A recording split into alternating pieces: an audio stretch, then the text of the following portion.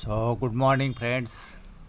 आज हम accident causation theory के बारे में जानकारी लेने वाले हैं। तो चलो हम शुरू करते हैं। इंजरी क्या होती है, एक्सीडेंट क्या होता है, एक्सीडेंट के रीज़न्स क्या रहते हैं, या अनसेफ एक्ट क्या होता है, अनसेफ कंडीशंस क्या होता है, ये सारे हम ये वीडियो में जानकारी लेंगे। तो चलो हम शुरू करते हैं। इंजरी यानी कि अपघात या कारखानों में ईजा होती है बिकॉज ऑफ द एक्सीडेंट्स। अगर एक्सीडेंट नहीं होता है तो इंजरी की संभावना नहीं होगी। एक्सीडेंट्स होने के दो बेसिक कारखानों में रीजंस रहते हैं, अनसेफ एक्ट और अनसेफ कंडीशंस। अनसेफ एक्ट और अनसेफ कंडीशन के कई सारे एग्जांपल्स हैं, वो हम डिटेल में अगले वीडियो में बता देंगे। तो अनसेफ एक्ट और अनसेफ कंडीशंस एग्जिस्ट होता है बिकॉज ऑफ ह्यूमन फेल्यूर, यानी कि उसको हम ह्यूमन एरर बोलते हैं हम लोग। तो इसका वजह है नॉलेज, स्किल और एटीट्यूड। अगर ये अपने इम्प्रूवमेंट्स इसमें नहीं होगा तो ह्यूमन फेल्योर के चांसेस बढ़ जाते हैं। अगर ह्यूमन फेल्योर होता है मींस अनसेफ एक्ट्स और अनसेफ कंडीशंस कारखानों में आपको बढ़ते जाएंगे। तो इसके वजह से ही कारखानों में एक्सीडेंट की संभावना बढ़ जाती है। एक्सीडेंट होता है तो उसमें मे भी इंजरी होती है या अपने डैमेजेस होता है। तो प्रोबेबली दिस इज़ कॉल्ड है चेन लिंक्स। तो ये लिंक अपने को डिस्कनेक्ट करना है। कहाँ डिस्कनेक्ट करना है? तो अपने जो अनसेफ एक्ट है, अनसेफ कंडीशंस है, उसको हम कंट्रोल में ला सकता है, उसको मिनिमाइज़ कर सकते हैं। तो आगे होने वाले नुकसान कंपनी में टल जाएंगे। सो डेफिनेशंस हम लोग देखते हैं अनसेफ एक्ट और अनसेफ कंडीशन के। Unsafe acts are any actions और बिहेवियर्स दैट पुट आवरसेल्व्स और अदर्स एट रिस्क और हार्म। इसका मतलब कारखानों में अपनी असुरक्षित कृति या अनसेफ एक्शंस बोलते हैं, या अपना बिहेवियर्स ऐसा होता है उसकी वजह से हम लोग खतरे में आ सकते हैं या दूसरे को खतरे में डाल सकते हैं।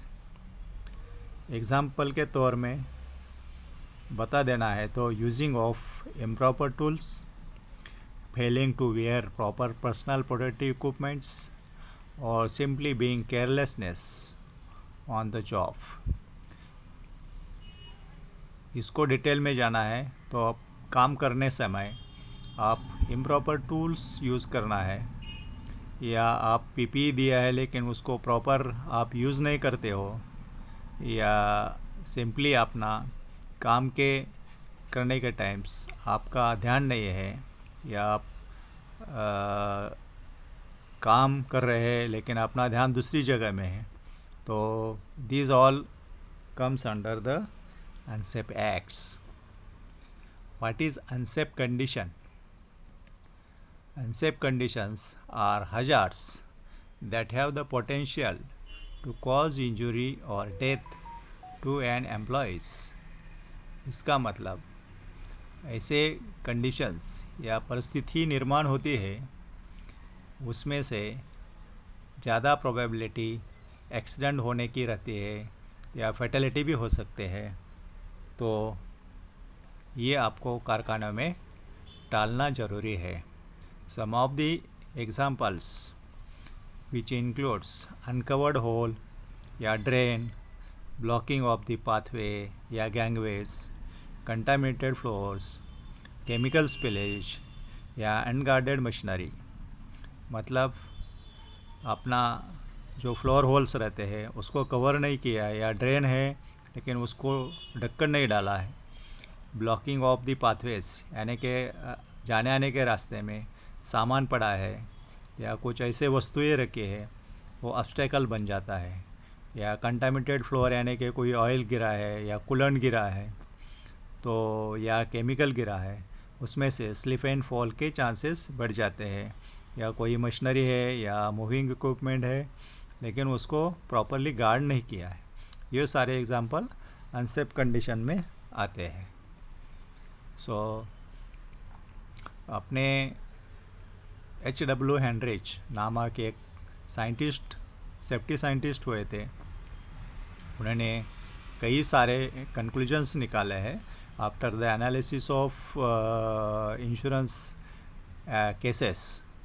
तो उन्होंने ये कंक्लूजन में दिया है, अगर 100 एक्सीडेंट में आपने एनालिसिस किया तो उसमें 88% एक्सीडेंट्स अपने अनसेफ एक्ट या असुरक्षित कृति की वजह से हो जाते हैं। 10% एक्सीडेंट्स ऐसे होते हैं वो कारखानों में कि वो अनसेफ परिस्थिति तैयार होती है या अनसेफ कंडीशंस बोलते हैं, और 2% ऐसे हैं तो आपको एक्ट ऑफ गॉड या नेचुरल डिजास्टर बोलते हैं, जो हमारे कंट्रोल के बाहर में रहते हैं। लेकिन इसका मतलब है 88 + 10 यानी कि 98% एक्सीडेंट कंट्रोल करना हमारे हाथ में है। उन्होंने और एक कंक्लूजन निकाला है कि अगर 330 ग्रुप ऑफ एक्सीडेंट्स है तो उसमें 300 नियर मिस होते हैं, उसमें से 29 माइनर एक्सीडेंट्स होते हैं, और एक एक्सीडेंट ऐसा आता है और दैट इज़ अ सीरियस और फैटेलिटीज़।